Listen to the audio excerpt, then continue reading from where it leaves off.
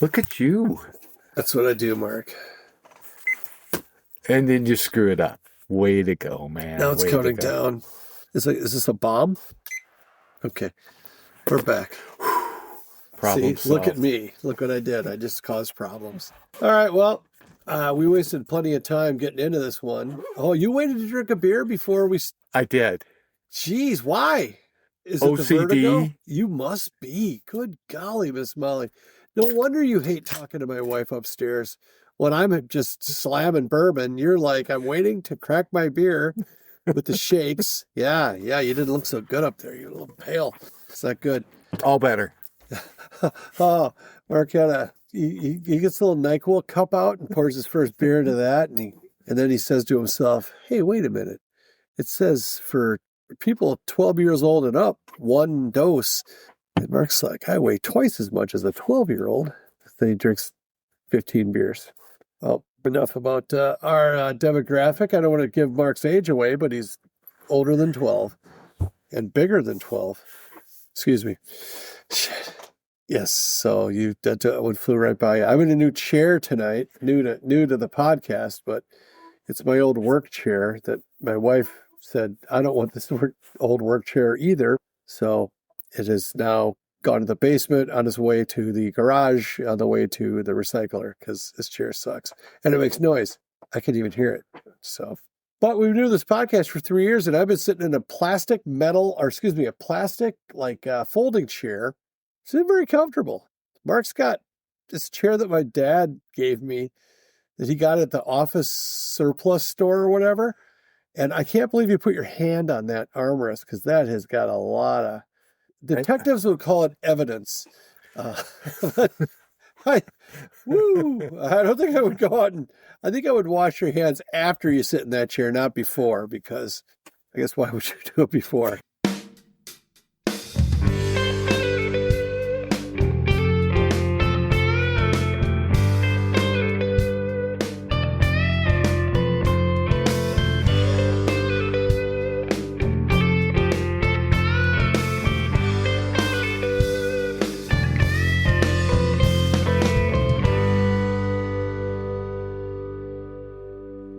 But here we are. We are the Ascertainers. We are approaching too many episodes. We just released episode number 170 today, but we don't know if this will come out next week or at a later date. This might be a pantry episode. I think this will come out first. This will be out next week. Okay. I made that decision already. Oh, well, okay. I made an executive decision. I'm sorry I didn't call you into the meeting. I did a roll call. You weren't here, but I went through with the meeting anyways. You were upstairs talking to your wife, and I made this decision. You have to live with your choices, Jim. All right, cool. Anyway, well, I guess this is episode 171 then. Welcome. And welcome to any new listeners. Sorry. Every time I say it. And welcome back to the other 3. So we appreciate it. We're getting up on Diablo, 6,666. That's a quadruple Diablo, Satan +6 downloads of our podcast. Yeah. That from verified sources. There's probably probably a million other people that have listened on unverified sources, but there we are. We're the best you've got. And it's not going to cost you nothing to listen. And this one, I think, is going to have some pretty out there stuff on it. So I recommend you stay with us. Don't walk into the light. Stay with us just for a sec. Oh, What happened? we should market ourselves to like hospice places, because it would, if the guy's like on the edge and stuff and they play this podcast and they don't like it, they just cash it in.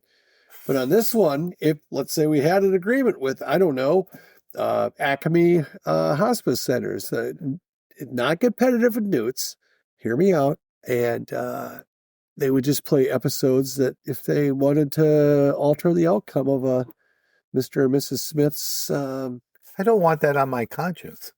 part of life, man. They might be having trouble at the bridge, as they say. And maybe they hear an episode and they get better. They don't get better. Or it hastens things along. If this happens, we are the Ascertainers. That is Jim talking. Not Jim anymore. That's Kevin. I was going to go with Steve. I feel like we're going to be a little litigious here all of a sudden. We might get in trouble for that.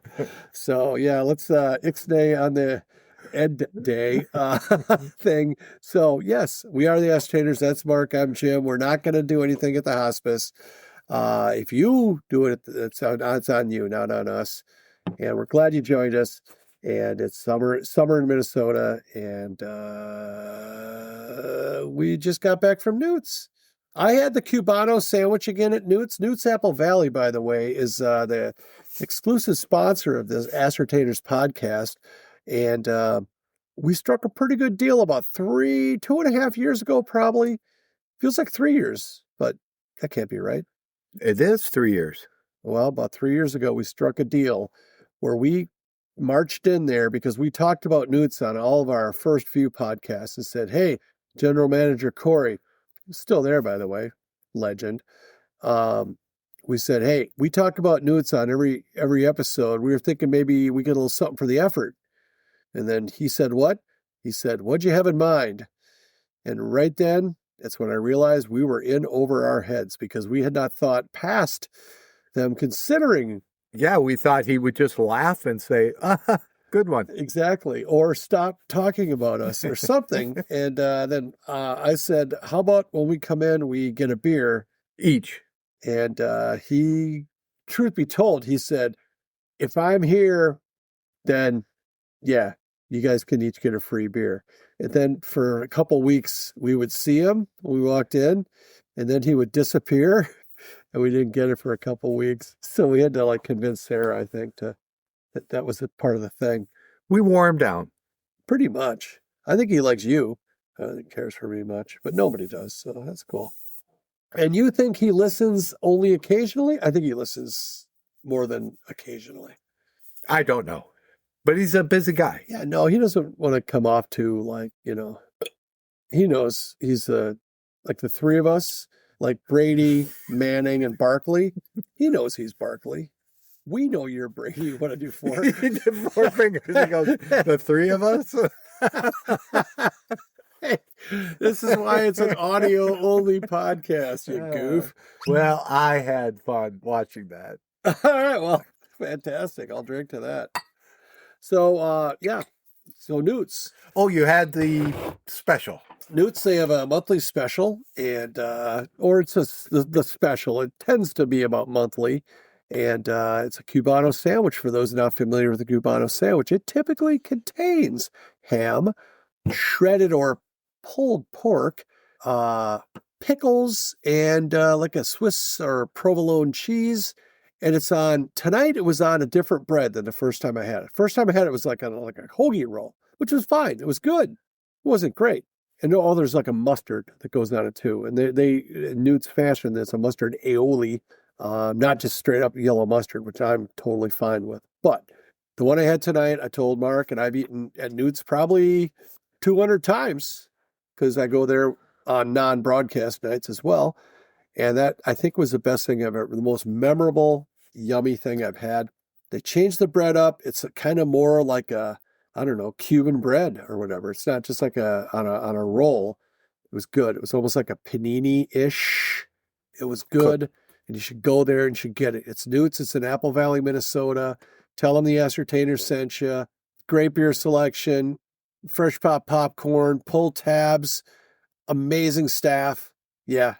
If you don't go there, we're going to hunt you down and take you there, buy you dinner. So it's a pretty good strategy not going, but just go anyway, because it's going to take us forever to find you and take you there. And Beth, if you listen, thank you. You did a wonderful job tonight. Yes. That's quick shout outs. Corey, Sarah, Beth, Nikki, Kayla, MJ, Dawn. From tonight with the hair. Oh, Riley with the hair. Yeah. There was a person that is there works there a lot of hours, and she always has her hair up tight, like I don't know, Robert Palmer video level. And then tonight she had her hair down. She has a lot of hair she's keeping up there, And it's like, oh, who's the new girl? And it's like, she turns around, it's like, shit, it's you. So anyway, she could drop banks, she could do, it's like, oh, that wasn't me. That was somebody with their hair in a bun, or the other way around. Either way. And then I feel like we're leaving some people out, but if we are, send us an email, complain, and we will mention you on the next episode. But yeah, there's, it's good. It's a good place, good vibe, great portions, great food, good variety. Just go there, because what else are you going to do? If you're looking for something, it's like, I don't know. If you're trying to decide where to go, let us help you with that decision and go to Newt's. Thank you. You won't be disappointed. Yeah. And if you are, send us a quick email that we'll delete it instantly. And then we'll say that we're going to say something to Newt's. You won't. It'll be fine. You'll send us a thank you is what you'll send us. So cool. So Mark's big idea was that we had enough stuff to talk about that was not related to the topic of the next episode, that we could just have a whole episode of kind of, you call it leftovers, you want to call it like the stuff they make into hot dogs. What do you call this episode, Mark? And you are getting the baton here. Earlier this week, midweek, we went to the horse track. Yes. Jim has been nice enough to invite me with his friends that he's known for 20 some years. 30. Yeah. Wow. And they were nice enough to let me in the group. The last couple of years have been a lot of fun. Well, cool. I've really enjoyed it. It's my old workmates. We get together. Usually we do the ice drinking trip, and that's kind of our once a year. Then sometimes we get together. One of our guys, Todd, has a big, I want to say 40-foot boat. It's big. 40 might be too big, but it's more than 20 for sure. Out in Stillwater. And then we also usually get to the track once a year. So I've got like two main like friend groups, and one has to do with fantasy football, the other has to do with ice fishing. Even though we don't ice fish, we just get together when you could ice fish and don't ice fish. But have a good time. Yeah, it's a good time. Mark fits right in. It's all good. I like how Mark said it. It's Mark was surprised by how cool my friends are, because having known just me, he's like, God, there's no way this guy. You're probably thinking, Mark's probably thinking, probably his only friend. I better invite him on my podcast because I'm worried about him. But yeah. So every year we hit the horse track, or the past 3 years. Thanks. That took a long time to get to where your point in your story was. Sorry. For the past 3 years, we've won the first couple of races. Yep. And then we get skunked the rest of the night. Yeah, because we get smart. We think, oh yeah, this is easy. Let's not just take our winnings. Let's just keep. But we didn't like lose our shorts. Oh, no. I think we lost pretty reasonable. $20 a piece, maybe 25. See, I found a 20 in my pocket. You didn't put that in there. You were trying to give me $20. So no, you would know if I stuck something in your pocket. Yes, I would. I'd be walking funny. Wait, you don't have pockets. Well, you know what I call a pocket. So no, I think when we were walking in, I was trying to buy like a tip sheet or something. So I think I thought I had $85 to start, and I had $20. So I somehow spent $65. And you said you only spent $20. Hey, how did I spend $60? Oh, I know why, because I put in $40 for Jeff. So there you go. There you go.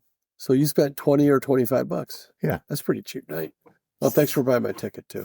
For the amount of fun I had, it was a great evening. Did you have so much fun that you stopped having fun because you were like, I'm over. I don't want to waste any more fun. I don't. I gotta. Oh, I only have a certain you amount. don't have to pay any more money. I was telling you, I'm so much fun. I got to put another 10 in. So, all right, yeah. And Canterbury, beautiful night. Wednesday night horse racing. Don't you dare miss it. There's some real good horses running. The 8th horses are great. No, wait, the quarter horses. Yeah, whatever. The beagle races would be way more entertaining. But yeah, I don't know anything about horse racing. And apparently I was in a foul mood, but I just wanted to get the fuck out of there. There's a lot of smoke in the air in Minnesota. And I have hard contacts, and I have to get to wear. So I've been irritable lately, even more so than normal. If you were irritable there, it did not show. Oh, cool. Noted. I'll be more irritable then. So, yes. So we're to the horse track. And we were talking about favorite snacks. while we were at the horse track. What is Jim's favorite snack right now? Well, the Cheez-It. They have a beer-flavored Cheez-It. Just came out. Hold on. The Cheez-It is flavored like beer, or the beer is flavored like Cheez-It? The Cheez-It is flavored like beer. I'm in. Where do you get it? I think at the Cheez-It factory. Wherever you buy Cheez-Its, I guess. If you buy I it never really at... thought about a destination vacation of the Cheez-It factory. I was thinking about going out to New York to see the grandbaby, but now, hold on. There's a factory? Do they have like a hospitality room like at the brewery? Like Spam, they have a museum. You ever been to the Spam Museum? I haven't. Have you? No. It's like Patton Oswalt has a good thing. You know what he is? He's like he's a comedian. He's been on TV shows. Most people recognize him. Swa thinks he killed his wife. But anyway, yeah, Swa's really getting a lot of run on this show. Of course, he'll never hear it, but you know.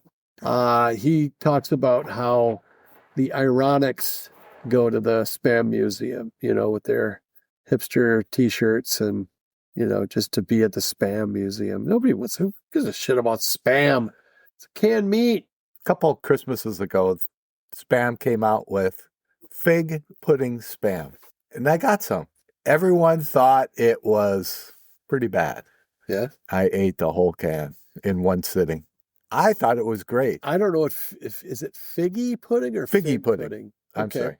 Or I guess it could be either fig pudding Well, or... I think in the song it's figgy pudding, but it's probably fig pudding. Help me out. Is that like when they say those other like blood sausage? Is that really blood or sausage? I don't know what's in... Or is that like a rock band? I don't think figs are in... Unless it was a bunch of fig Newtons crumbled up into a pudding. I'm listening. Okay, that I'd get behind. I have no idea what fig pudding is, but combine it with Spam, it's got to be good. Well, I'll give you that. I've had baked beans with apples in them, and it was good. I mean, it's Captain Green Ken's. apples? No, like apple pie filling with baked beans. Wow. I'm not joking. And it's a seasonal thing, and I used to have my first sales job. We did payroll for Captain Ken's Beans, and I'd have to stop by and, you know, hey, how's everything going and stuff. And they're like, hey, the apple beans are out. You can buy some. I'm like, fuck yeah, I'll buy some. And I bought like 4 times more than a family of 8 can eat. But the first 2 bites were great. And then it was like, gross. What am I eating? So, sorry. Don't think about it. You would think I don't think about what I put in my body when I eat. But, yeah, Spam is fine. I mean, you know who really likes Spam? Hawaiians like Spam. You know why? Because World War II, Spam was shipping all the canned food over to the soldiers in Europe, but Europe ended, and then they shipped it all over to the Pacific War that lasted longer. And when that ended, Spam left all their shipments that were supposed to go over to Asia in Hawaii. So they just gave it to the Hawaiian government, and they started serving it to the people. Some of that stuff's going to be expiring soon, and they should eat it. No, Spam is very popular over there. Yeah, but it tastes good too. They make it into good stuff. They do. I like Spam. I think I'm going to get some Spam this weekend and watch the Monty Python, and then go to Austin down to the Spam Museum. Oh, that just popped up. The diner one where it's like they're going through the combinations on the menu: eggs, bacon, Spam, and toast. And then it just gets worse from there. I can't remember who does the voice, but it's such a irritating, funny voice. I think it's Eric Idle. Is it that does it's, of the playing the waitress? Yes. And then there's one that's like, then spam, and spam. I don't know how they do it. I don't know why they did it, but they did it, and that was fine. I have a couple of items, 2 little tidbits. You want to do Song of the Week, though, or what do you want to do? I want to make sure it shines, Mark. I don't want to let you down. Spam quotient. So the people like a little spam, but not too much spam. Are your eyes bothering you again? Yep. Sorry. I was being passive aggressive myself right there. No, that is, call me out when I'm being passive aggressive because I don't even know what that means. I remember I got called out at work for doing that once, and I'm like, I don't even get what he's talking about. Then I look back at it, I'm like, oh, that was very passive aggressive. So I'm just not very smart. It's not that I'm not passive aggressive. It's that I'm just not cognizant or self-aware. Wasn't that brave of me? It was. That'll be $30 for the session. All right. Well, you don't stop rubbing my feet. Pay for the whole $30. So let's do Song of the Week, and you go first. Oh, thanks, Mark. Song of the Week is a feature that's replaced the radio game, which I was going to tell you about the other episode, but then I wasn't able to. So we'll just save that for a special request if anybody wants to write in. And I could ask you why, but I know the answer myself. I think you're right. So I went with because it's summertime in Minnesota, and some of my favorite summertime memories growing up were with a buddy of mine named Scott N. And we were pretty good friends. And then, of course, as longtime listeners of this podcast will know, we then became roommates after college and haven't spoken to each other since. So, lesson, don't move in with one of your best friends growing up after college if you two are on different, priority paths, let's just say. But anyway, we would drive up in his orange Pinto wagon, and we would somehow have obtained a lot of beer, typically a Heilemann product like a red, white, and blue or an old style, perhaps some old Milwaukee long necks, but we would just get shit bombed. And also, they would serve you at some of the bars up there. I'd like to mention that the Pinto wagon did not explode like the Pinto itself. Well, there you go. Neither of the two Pintos that I drove, actually, I didn't. I drove in the brown one that my brother Jeff trashed. And then there was a blue one that I wound up, that was my car I took to college, and neither of those exploded. And when Jeff trashed that car, Jeff was pretty reliable at, if you let him drive a car for long enough, it was good. I'm not sure he had depth perception. Maybe that was the issue. He's got pretty thick glasses. Now he wears contacts. But anyway, being the younger brother to both Steve and Jeff was, I'm going to say, as a walk in the park. It was. So anyway, sorry, Jeff. I know once in a while you listen, so hope you're well. Anyway, back to the song of the week. Driving up north, cranking, probably drinking with open bottle, listening to Lynyrd Skynyrd Gold Platinum, and I'm going to go with a little, not a very Skynyrd sounding song, but it's called I Know a Little, and it is a bit of I would call it a jitterbug, because that seems like just when you hear that guitar at the beginning, and then I was telling Mark when we were listening to it before, I kind of picture all the kind of just hardo, guys listening to Lynyrd Skynyrd in the bar or whatever, getting ready to just gripping their long neck Budweiser bottles, ready to throw it or bust it over some guy's head. But then also like with their heads kind of bopping up and down, like, oh, this is pleasant, So, yes. So that's Lynyrd Skynyrd. I Know a Little, my song of the week. Mark, what's your song of the week? Thanks for asking, Jim. Well, you're welcome. My song of the week is one that Steven Tyler has mentioned numerous times is his favorite song in the Aerosmith catalog. About them apples. And the other members have mentioned that it's their favorite ballad that Aerosmith has ever done. Wow, I'm fascinated. Tell me more. Well, it was written in 1974 before they made it big by Steven Tyler during the winter, and he was in a kind of a sour Jim mood. And sounds awesome. He wrote the song, and he says, when I have those feelings, I write better. So maybe you podcast better. That's yet to be proven. The song is Seasons of Wither, but it's a pretty deep cut. Cut. I thought I enunciated that time. Cut. Sometimes you get a stuffy nose, and we get letters. It must be the glasses. Nice name though, catchy. Aerosmith, Seasons of Wither. Seasons of Wither.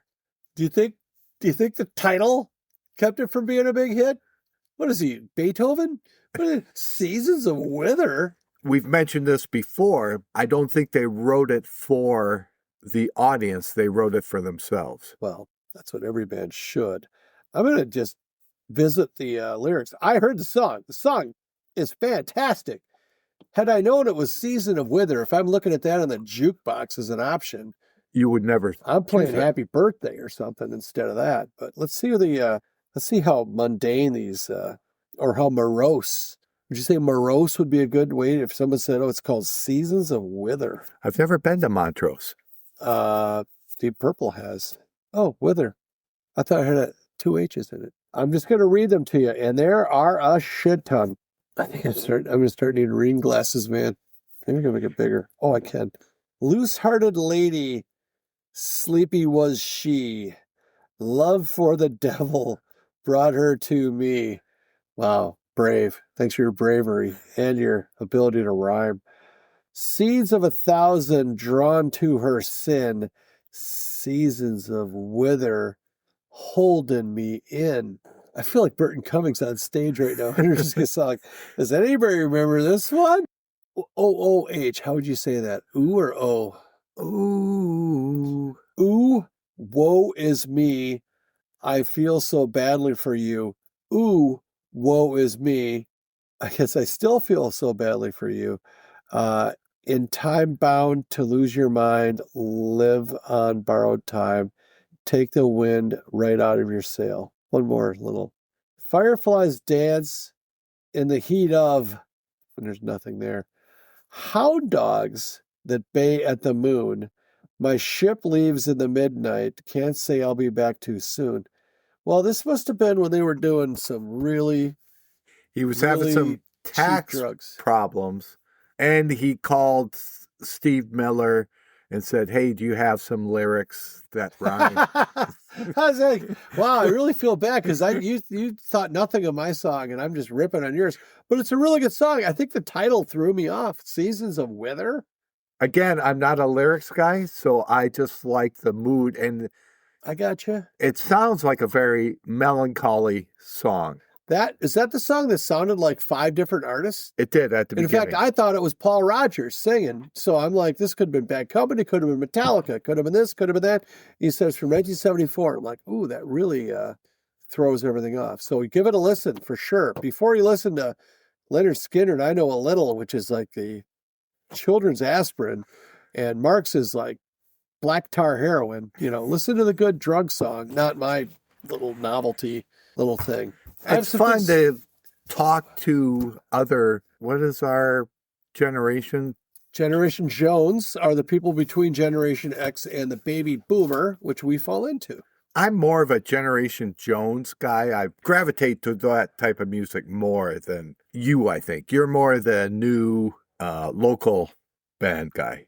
We're like not even in the same like stratosphere, atmosphere, bagel schmear, pap schmear, music, anything. You are way more of a student of music. No, I am I'm not. a student of comedy, and clearly you're not that. But yes, that was Songs of the Week. So if you're thrilled with that, the rest of this podcast is going to be great. I have 3 things. Well, one thing that we got cut off of the last episode. Yeah.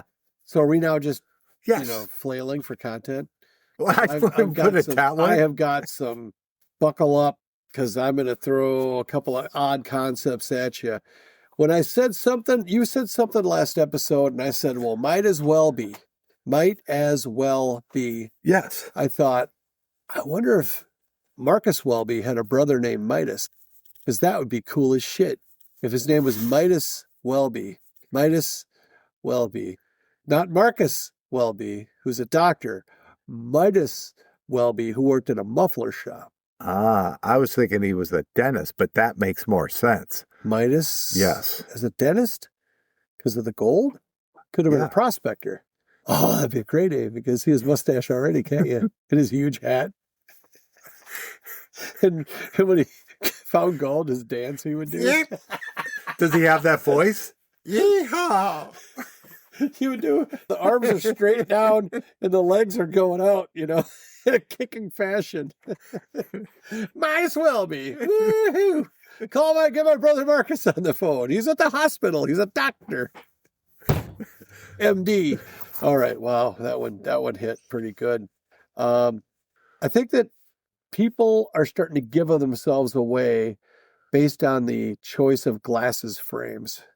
And I have a theory, because there's a lot of people where glasses frames have become more of an expression of a personality. They're not just the crap that that me and my brothers would wear, where people asked us if we bought them by the case. Phyllis Diller always wore, I believe, didn't she? Well, a lot of the Match Game crowd had big, that was at the time, big, like glass. Those are back, by the way. Brett Summers would fit right in with half of the, but I will say that's not necessarily, what I'm getting at is I think people can give away their crazy very easily. Like you could go, those glasses are they're so unique. There's crazy in there. And usually you don't got to look too hard to find it. But there are certain glasses, they're just a big black clunky, you know what I mean? They're not necessarily crazy. I mean, we all are to a degree, right? I mean, if I could wear glasses, I'd probably wear some wacky shit. I can't because my eyes are so dicked, I got to wear contacts. But right to the ascertainers, I'll tell you why later. But so I'm not saying that everybody that has really outspoken glasses is crazy. But if they're really outspoken, not just the big black chunky ones, you don't have to look too far and you'll probably find crazy. I've never talked to someone that's like, wow, those glasses are super cool. And so are they. oh boy, this could get bad. Elton John, he would always have. You know what I bet he wears right now? I bet he wears like just the most plain glasses to disassociate with the people I'm talking about. Oh, we're dead. We're going to lose a listener. Although I don't know any of our listeners that wear glasses, so that's fine. I do not look good in sunglasses because they fit poorly on my big nose that's been broken so many times. It has a huge bump, so the glasses sit high that I'm actually looking under the sunglasses most of the time. So I can't put them on normally. I have to put them way down my nose to cover my eyes. Can you not get like sunglasses like readers? You look good in those. Do I? Thank you. It's a chain where it hangs around my. I know a guy. I used to work with a guy that had the kind that they break apart at the bridge. So when they put them on, it was like, that seems like a lot of work to me. Can't you just squint? I just squint or hold shit closer. I get closer, like when I'm on a work meeting and it's like somebody puts something real little on the screen. I forget that there's a camera on top of my laptop. I don't use like the whole tech setup. I just use a laptop. Throw my head right in there. And the people are like, oh my God, did you go out last night? Your eyes are all bloodshot. You ever see those people on the news? They're doing the Zoom. Two people will be normal, and then someone's way too close to the camera, and their head kind of fills up the whole screen. It looks like the dinosaur eyeball on Jurassic Park. The rearview mirror. All right. Well, anyway, so any other thoughts on that? Because I also think that if the GLP-1s like stop working for people, that there's a diet that you could go on. I'm looking at you. You're looking a little pudgy. You need another liver disease to lose some weight there, pal. But do you remember the movie Jaws? I do. Remember Jaws? When Quint, played by Robert Shaw, he's sitting there in the chair, dead calm afternoon, and he's got the cracker. You know why he's eating the cracker? Because he's seasick. Scurvy? Oh, really? So he's eating saltine type crackers. Well, but the way he ate the cracker, do you remember how he ate it? He would eat it as if that cracker was going to have to last him a week. Right. So I think there should be a Quint diet where you could do it. You could use your own snack. You could use Cheez-Its even on this. Cheez-Its. Not, sound like I said Jesus. You can use Jesus for everything too. Probably more effective than the Quint diet. But all you can eat as a corner, like enough, like a mouse-sized bite, and then that has to last you for a little bit, and then unless you catch a shark, a man-eater, a great white, then you can take another bite. But if you catch a shark, then you have to put the cracker down and reel in a shark, and that's a lot of exercise. Rumor has it that Shaw and Dreyfus did not get along. I'll give you. You find that hard to believe, for starters. I don't, but it played well Dreyfus in the and movie. Anybody got along? God, between Dustin Hoffman and Richard Dreyfuss, man, I could go off on a little. I have gone off historically of which one of those people is just a. It's not their acting. Their acting's fine. It's when they're off camera and they are expressing their opinions about, Oh, I guess I don't know drivel much about either Hoffman or look into it. I'm not going to taint their their reputation. So I saw a thing on LinkedIn, of all things. Now LinkedIn is starting to give me stuff to distract me from doing my work, where I have to feed my family, like Latrell Sprewell, and but it was like a video of celebrities that were asked about political stuff. And I forget who the first one was. Actually, I forget who all of them were, except for when it came to Gene Simmons. And he's like, people don't want to know what I think about this stuff. He's, Gene's doing his whole, he's on the red carpet. I think he just won some award. And he's like, I'm a musician. He goes, I stick my tongue out for a living. And I do that now, but the floor is dirty. I thought that was the funniest thing I've ever heard, because, not ever, but it's like my tongue is so long it would hit the floor. I guess I could apply to other physical threats too, or physical attributes, gifts. So anyway. I think more celebrities should take that into account. Yes, and I'm bothered that I don't remember any of the other ones, but it was just the fact that it's like, well, it makes no sense you would ask me that. I don't Right. So I think I'd probably have I really don't try to go, wow, I think that Mel Gibson seems like a good guy, or until he gets Ryan Reynolds seems like a good hang. Will Ferrell, I don't know anything about these people. I don't know. You're better off not knowing about these people, I'm guessing, because everyone sucks at some level. For me, it's all levels, but I'm talking about other celebrities. I agree. You agree that I suck at all levels? Yes, and that we're part of the celebrity crowd. We're part of the glitterati. Is that right? Glitterati? Yeah, okay. Not to be political, the Strait of Hormuz, or Vermouth, whatever it is. I've never heard about it before, but I've heard about this strait for 3 months now. What's about the Gay of Hormuz? What happened to that? Oh my God. I don't know. Is that what you brought to the episode? No, I just threw that out there. Strait over. It's like, yeah, what a weird. So it's just the one guy. It's so. And he's not fooling anyone. I see what you're saying. Yeah, he's wearing I'm sorry, I shouldn't have said that. That was poor humor. He's wearing like the chain mail, is that we call it, cut off thing with the I don't know what's that called. With those shoes, please. But yes, no, I remember it was like, I always thought it was the Strait of Hormuz, and then all of a sudden we go to war. It's like the Strait of Hormuz. Like they had to just pronounce it different just to make you feel like a commoner, like an idiot. Is that how you pronounce that? Is there a J in there? Idiot. You were vacillating between. I thought I locked that door. You saw me vacillating? Biopic and Biopic. Yeah. Is that like Caribbean, that both are correct?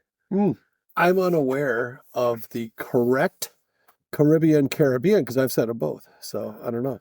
And but you think Hormuz and Hormuz is? It could be. And Biopic and Biopic might be the same way. Cape, whatever, and Cabo, whatever. Yes, they both mean the same thing, I believe. I don't think so. I think one's Portuguese and one is. Remember that there was a soccer team. It was Cape something, Cape Verde. and it's actually Cape Green. Cape and Cabo. I thought a cape was an actual like